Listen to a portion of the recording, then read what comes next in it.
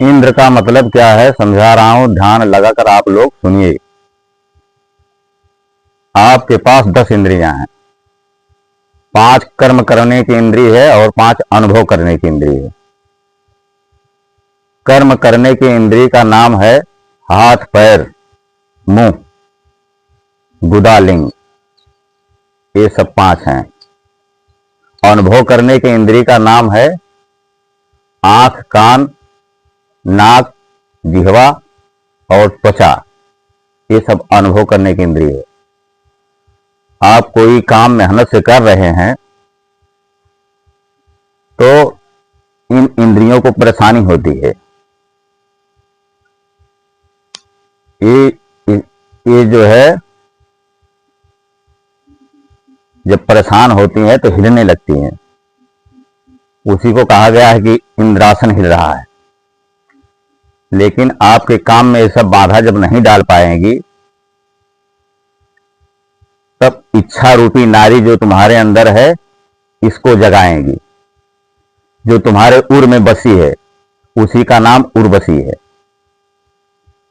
उर्वशी आपके पास जाएगी तो दाहिने बाएं नाचेगी और उसके बाद कहेगी ये सब क्या कर रहे हो, ये सब बंद करो, चलो ऐश की जिंदगी जियो। उसके बाद उर्वशी ले जाएगी कहीं शराब के ठेके पे। उसके बाद शराब पिला देगी। पिलाने के बाद आपकी चेतन शक्ति भंग हो जाएगी। जब चेतन शक्ति भंग हो जाएगी तो आप कहीं जाके चोरी बेईमानी कर लेंगे। चोरी बेईमानी जब कर लेंगे तो एक दिन किए मान लीजिए बच गए तो आपका मन भी बढ़ जाएगा। मन बढ़ने के बाद इसी तरह क्रिया आप करना शुरू कर दिए। उसके बाद किसी दिन पकड़ा गए तो पुलिस ले गई पकड़ के जेल में बंद कर दी। उर्वशी का इतना बड़ा रोल है और उर्वशी तुम्हारे उर में बसी है, कहीं दूसरी जगह नहीं है। और उसके बाद एक पुजारी जी के पास भी गई। पुजारी जी से कहा ये सब क्या कर रहे हो।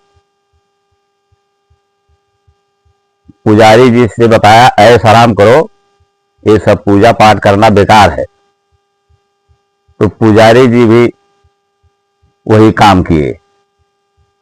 पुजारी जी को बताया कि शराब मंगा के पियो, ऐश आराम करो। तो पुजारी जी सोचने लगे कि अगर शराब के ठेके पे मैं जाऊंगा लोग मुझे कहेंगे कि पुजारी जी यहाँ क्या कर रहे हैं। उसके बाद पुजारी जी अपने किसी शिष्य को भेजकर मंगवा लिए और सुरापान किए। जब सुरापान किए तो इनको वासना जगी। वासना जगी तो सुंदरी की भी जरूरत पड़ी। तो किसी शिष्य को भेजे, जाओ किसी को बुला के लाओ कि महाराज आपको सतलोक भेजने का रास्ता बताएंगे। तो शौक से पुजारी जी के कुटिया में चली गई। उसके बाद पुजारी जी उसके साथ वासना मिटाए। इसी तरह उनका क्रम चलता रहा। किसी दिन पुजारी जी भी पकड़ा गए।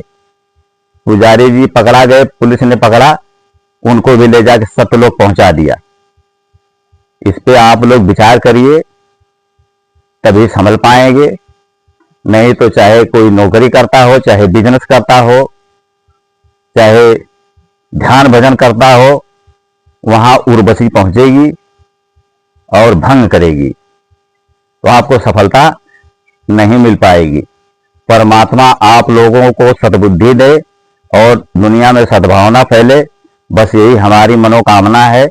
इसी वाणी के साथ मैं विराम देता हूं। धन्यवाद।